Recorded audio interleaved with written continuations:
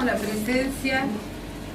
Estamos reunidos acá, compañeros del bloque de la Renovación Peronista, del bloque Raúl Alfonsín y del bloque del Frente Justicialista para la Victoria, simplemente para clarificar lo que ha sucedido hoy en el recinto y desmitificar estas acusaciones que están haciendo los dos bloques de oposición del Frente Cívico Social Cambiemos. Porque en realidad lo que ha sucedido hoy en la Cámara es que ha sido puesto a consideración un despacho de comisión y en ejercicio de las atribuciones y las responsabilidades que tenemos como legisladores, hemos propuesto modificaciones en particular al articulado. Incluso algunas de ellas recogiendo algunos de los argumentos que habían esgrimido desde la propia oposición, en el sentido que el proyecto original estaba haciendo una delegación de facultades. De manera tal que los legisladores hemos resuelto por mayoría asumir la responsabilidad de disponer la suspensión del capítulo de la ley referido a las elecciones primarias, abiertas y obligatorias, por un plazo determinado de 120 días a contar desde la publicación de esta ley, que hoy seguramente se va a sancionar. Esto es una cuestión clara. El problema de la oposición y la reacción destemplada y desmedida que han tenido luego en el medio de la sesión y luego de la sesión, creemos que se enmarca en el hecho de haberse dado cuenta con la aprobación del proyecto que se estaban quedando sin argumentos, porque acá no hay ninguna delegación legislativa, la suspensión transitoria de una ley es jurídicamente válida, y no hay nada que opte a disponerlo por parte de la legislatura con las mayorías necesarias para como cualquier otra ley. Diputada, el argumento que plantea el artículo original, digamos, del proyecto, que hablaba de la emergencia económica que se reconocía con esa ley, ese argumento quedó en la ley que se aprobó. Nosotros lo que hemos dispuesto es la suspensión por única vez y por el término de 120 días del capítulo 2 de la ley que estableció el sistema de las primarias abiertas y obligatorias. Pero no está el argumento económico, digamos. Nosotros hemos esgrimido en el recinto todas las razones, los fundamentos que hemos tenido en consideración para avanzar en la revisión del proyecto de ley que ya tenía media sanción del Senado y proponer las modificaciones que han sido expuestas y con las cuales fue aprobado por la Cámara de Diputados.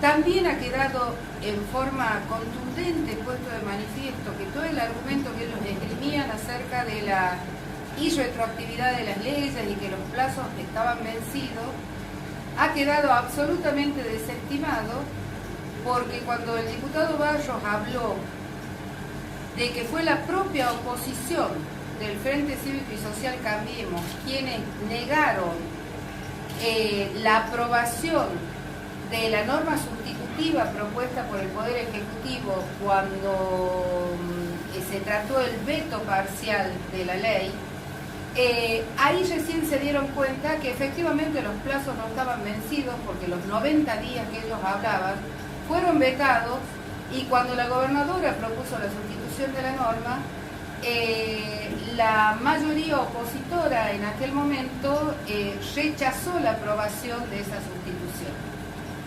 De manera tal que quedamos sin el artículo 15 de la ley y sin el artículo 34, que eran los dos vetados. Así que con esto entendemos que se pone punto final a toda la argumentación que ellos venían desplegando por los medios de comunicación y que lo han expuesto en el recinto, porque insisto, acá no hay delegación de facultades, es el propio Poder Legislativo el que está disponiendo la suspensión transitoria de una norma jurídica.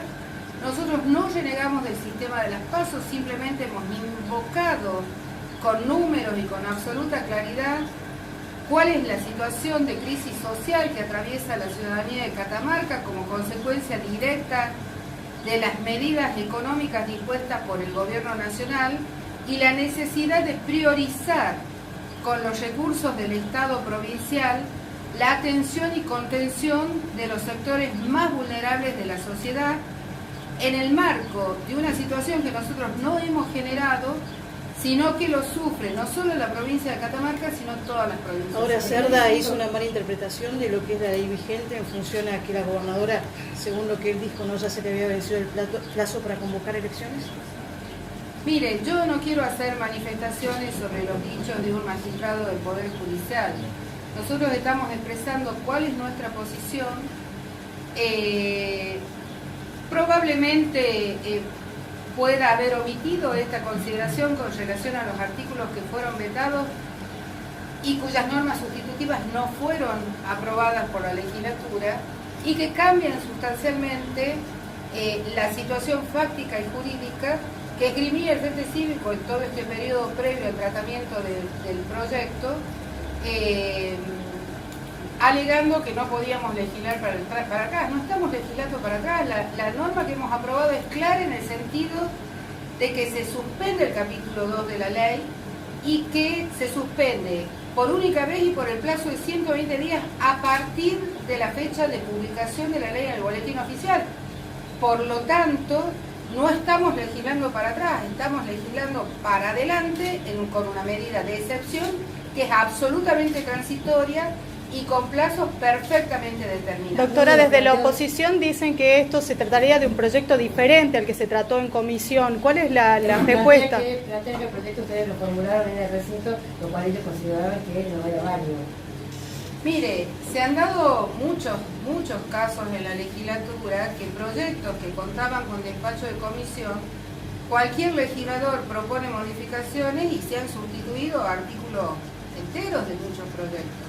Pero además hay que dejar en claro que el despacho de comisión es una opinión que se somete a consideración del conjunto del pleno del cuerpo, digamos, de la Cámara de Diputados y puede ser objeto válidamente de modificaciones parciales o totales. No hay ninguna norma jurídica que lo impida, ni constitucional ni legal. Por lo tanto, ese argumento es absolutamente inválido. Y nosotros entendemos que esa reacción destemplada y respetuosa, que incluso ha pretendido lesionar hasta la figura hasta la persona del señor presidente del cuerpo, que dicho sea de paso es presidente de toda la Cámara de Diputados, digamos, atribuyéndole conductas que desde ningún punto de vista ha incurrido el diputado Fernando Jalín en su calidad de presidente del cuerpo. Esto también hay que decirlo, porque incluso quienes empiezan violando las propias normas reglamentarias son los diputados del Frente Cívico y Social Cambiemos, que en el marco de una votación en particular, que solamente, bajo el sistema nominal, que solamente permite que los legisladores votemos por la afirmativa o por la negativa, se han despachado con fuertes epítetos absolutamente infundados y digo en forma destemplada porque a los gritos, con golpes que han generado una situación de absoluta tensión y de absoluta violencia que desde ningún punto de vista podemos compartir ni permitir. ¿Y saben por qué? Porque este recinto de las leyes es la casa de la democracia. Nosotros hemos sido respetuosos al esgrimir nuestros argumentos y hemos sido respetuosos también al escuchar los argumentos que ellos han planteado en el recinto. De manera tal que hemos recibido fuertes insultos, incluso hacia mi persona cuando proponía en concreto las modificaciones en particular. Diputada, ellos han anunciado que van a quedarse en el recinto para que no se cierre la Cámara de Senadores. ¿Qué puede pasar con esto si se imposibilita a la Cámara de Senadores poder sesionar? Mire, el presidente de cualquiera de las cámaras reglamentariamente puede excluir o hacer sacar incluso a los propios legisladores cuando ocasionen un tumulto que impidan el cumplimiento de un deber funcional, como sería si ellos persisten en la actitud de tratar de impedir la sesión del Senado de la provincia. Así que esperemos que no se llegue a esa situación. Apelamos a la racionalidad y a la razonabilidad. En democracia hay que ser respetuoso de las minorías, pero también de las mayorías parlamentarias, y la mayoría parlamentaria se ha expedido con absoluta contundencia sobre la aprobación por parte de la Cámara de Diputados del proyecto con las modificaciones propuestas. Ahora, diputada, si se suprime este proyecto, si se aprueba ahora a la tarde, también estaban pidiendo certeza electoral. Digo, ahora, estimativamente, ¿no? ¿Hasta cuándo serían los plazos que tendría la gobernadora si se aprueba este proyecto para convocar elecciones en marzo? Son los plazos que marca la ley 4628.